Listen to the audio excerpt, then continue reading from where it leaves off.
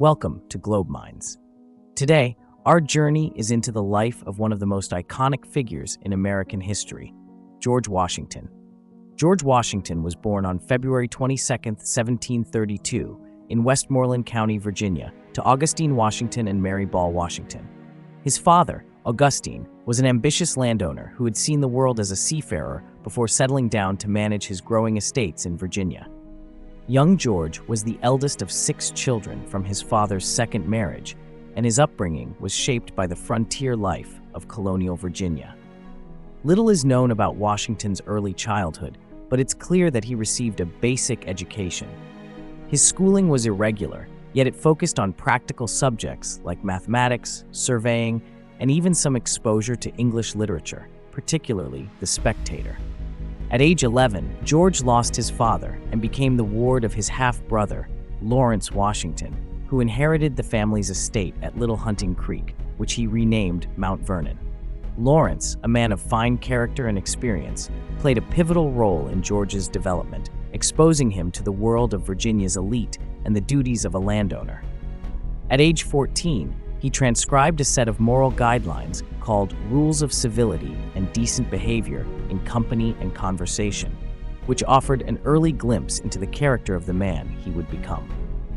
At just 16, Washington began his career as a surveyor, a profession that not only provided him with a steady income, but also deepened his understanding of land, its value, and its strategic importance.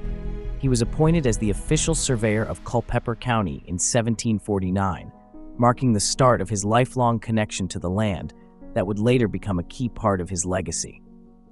George's early exposure to military life came through Lawrence, who had served under British Admiral Edward Vernon during the War of Jenkins' Ear. Inspired by these tales of military service and the legacy of their grandfather John Washington, a noted Indian fighter, George aspired to a military career.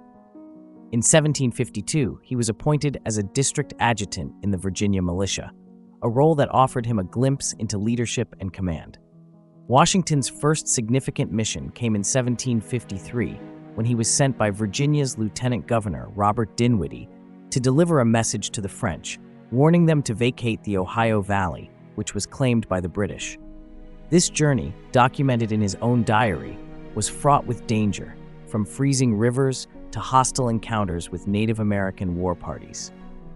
By 1754, Washington had been promoted to lieutenant colonel and led his first military engagement at the Battle of Jumonville Glen, where his forces ambushed a French scouting party. This event sparked the French and Indian War, a conflict that would test Washington's leadership.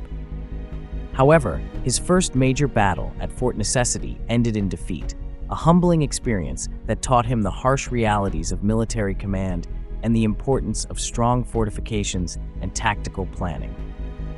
Despite this early setback, Washington's military career continued to advance. By 1758, during the Forbes expedition, he played a significant role in capturing Fort Duquesne, which was later renamed Fort Pitt in honor of British statesman William Pitt.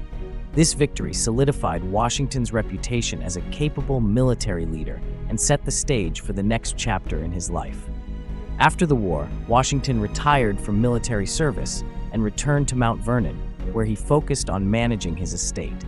In 1759, he married Martha Dandridge Custis, a wealthy widow with 2 children. This marriage not only brought him personal happiness, but also significantly expanded his land holdings, making him one of the wealthiest men in Virginia. For the next 15 years, Washington devoted himself to being a gentleman farmer. He expanded Mount Vernon to over 8,000 acres, practiced innovative farming techniques, and became known as one of Virginia's leading agriculturalists. Despite owning a large number of slaves, Washington began to express discomfort with the institution, a sentiment that would grow over time. During this period, Washington also became increasingly involved in Virginia's political life. He served in the House of Burgesses, where he developed a reputation as a strong advocate for colonial rights. The growing tensions between the colonies and Britain did not escape his attention, and he began to emerge as a leader in the resistance to British policies. By the early 1770s, Washington had become a key figure in Virginia's opposition to British rule. He participated in the First Continental Congress in 1774, where he joined other colonial leaders in calling for a united response to the coercive acts. His leadership and experience made him a natural choice to lead the colonies in what would soon become the American Revolution. By 1775, the stage was set for George Washington to take on the role that would define his legacy. In Part 2, we'll explore his crucial role in the American Revolution, his presidency, and the enduring impact he had on the nation he helped create. Stay tuned.